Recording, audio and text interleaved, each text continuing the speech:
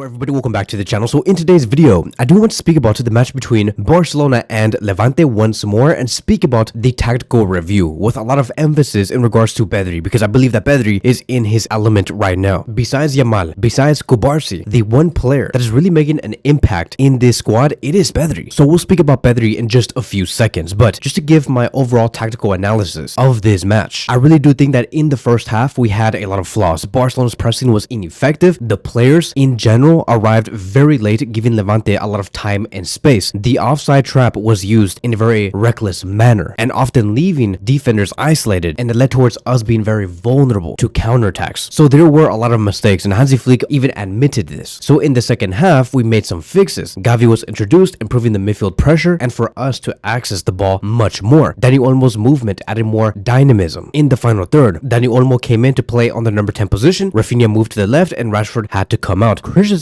also stepped up, showing more command, more of a aerial presence against Levante. And of course, Flick used Yamal much more as a width player to really stretch the defense and create vertical overloads to unlock Levante's deep block. Hence the reason why we saw Lamine Yamal get much more touches on the ball in those last 35 minutes. So Hansi Flick's subs like Koundé, Lewandowski, Olmo, Gavi directly changed the flow of the match altogether. Now, let's talk about the player performances. And once again, we're going to be very focused on Pedri, because Pedri is the midfield general. He is somebody who can now score goals, provide a lot of assists. That goal that he scored from distance was amazing and started the comeback. He completed 115 plus passes, controlled the tempo, and was one of the main players to get Ferran's first goal. He also led the team with 10 total ball recoveries and successful pressures. This is the reason why he earned man of the match. It is because he was everywhere. My rating for Pedri in this game is a 9 out of 10. It was a vintage Pedri, somebody who has the Iniesta DNA but in 4K. And of course, like what we did discuss in the previous videos, he had one flaw, and that was the mistake of Levante scoring the second goal. Pedri admitted the fault that led up towards Levante really getting the 2-0 lead, because he was supposed to pressure one of the midfielders of Levante, try to get the ball immediately, but Pedri came in too soft and it exposed Barcelona in the end. However, Pedri is becoming Flick's MVP. Like, I know that Yamal is very dangerous. Kubarsi is one hell of a center back. Gavi has really showcased that he can become a great number 6, but Pedri is at a different level, and it is because of 4 different reasons. Point number 1, his fitness has finally been on lockdown. For example, we just seen Pedri get his first full preseason in years. Flick has conditioned Pedri to the point where he is sharp, he is energetic, he does not get injured anymore, not like he used to back when he was 18, 19, and 20. Notice how Hansi Flick gives him no minute restrictions, meaning he's not saying, okay, Pedri, you're gonna play 60 minutes here because I don't want you to get too injured, I don't want you to get too fatigued. No, Pedri plays 90 minutes in every game with no problem, and he has no fear of any setbacks, unlike a player like Ansu Fati. Ansu Fati holds back a lot because he is scared of getting re-injured. With Pedri, it is a much different story. He comes into the pitch with full confidence, full conviction that he is going to own this game. Point number 2, he is the tactical glue in Flick ball. He does play as a hybrid between a number 8 and a number 10, which is him bridging the build-up play to the final third. We have always questioned who was going to be the backup to Sergio Busquets in terms of football IQ, because ever since Sergio Busquets left back in the summer of 2023, we really did lack his replacement, and we all thought that Oriol Romeo was going to bring in the football IQ, but no, it was a player that we already had in our squad. Pedri fills the IQ gaps in the midfield, and this is why Flick praises his off-the-ball defending and his pressing intelligence. He may not have the longest legs like Sergio Busquets or Bernal, but Pedri really makes up for it for his excellent positioning. Moving on towards point number 3, I believe that he is taking the leadership leap, meaning when we saw Gavi recovery in the past few months, when we saw Frankie very inconsistent in terms of performances, Pedri always maintained a very good level, and that is because he improved his physicality, he scores more goals, he has sharper decision making, you cannot take the ball away from him. All in all, he tells other players where to position themselves, where to go, because he is going to find you, and that's very important, very much like Xavi Hernandez. And then lastly, he is Barcelona's transitional anchor, meaning when we want to transition from receiving the ball and then going to an immediate counterattack, Pedri is the guy to go to, because a Barcelona with Pedri is more vertical, more risk-taking, more aggressive. This isn't the same like possession-heavy Barcelona that we have seen during the Guardiola and Luis Enrique era, nor the Valverde era. This is a team whose best interest is to regain the ball and get the ball into goal as fast as possible, and Pedri knows these instructions clearly. So as for my predictions on what I believe Pedri is going to become for this season, I think that if he continues to stay healthy, I really do think that he can bring double digits in terms of goals and assists all in one season, meaning I can see Pedri with 10 assists and 8 goals, while at the same time being the most deep playmaking players within the midfield. And so stepping away from Pedri, now I do want to speak about the other players. Obviously, we have to talk about Gavi. Gavi was a game changer, replacing Casado at halftime, immediately increasing the midfield's energy. He won duels, he pressed effectively, helped with the midfield battle. I really do wonder what's going to be our set double pivot in about 3 to 4 months from today. I wouldn't be surprised if our set double pivot is Gavi and Pedri. I know that we still have Frankie, I know that we still have Bernal and also Casado, but Gavi and Pedri, when they play together, it is just something else. All in all, I give Gavi an 8 out of 10. Then comes Ferran Torres. Ferran Torres had a clinical impact, came on after Lewandowski's injury for this season, and he scored a vital equalizer. He currently does have 1 goal against Mallorca and 1 goal against Levante. So he continues to show why he deserves to have a place in the starting 11. Even Ferran Torres states, I must seize every opportunity the coach does give me. And so Ferran Torres is really matching his actions with his words. Then comes Christensen. Christensen was a defensive leader at the back. He dominated aerially, helped maintain composure at the back while at the same time pushing forward. All in all, I give him a 7 out of 10. And then comes lastly Lamine Yamal, the last player that I do want to speak about, who was a decisive late spark. In those last 20 minutes, it was so important for us to create a lot of goal scoring opportunities. We all know that Lamine Yamal can get the ball inside the box with his crosses, through his dribbling. He was pressing Levante so much that he forced an own goal with his cross. All in all, I give him a 7 out of 10. And so that is it. That is going to be wrapping up today's video. Thank you guys so much for watching, and I will see you guys in the next one.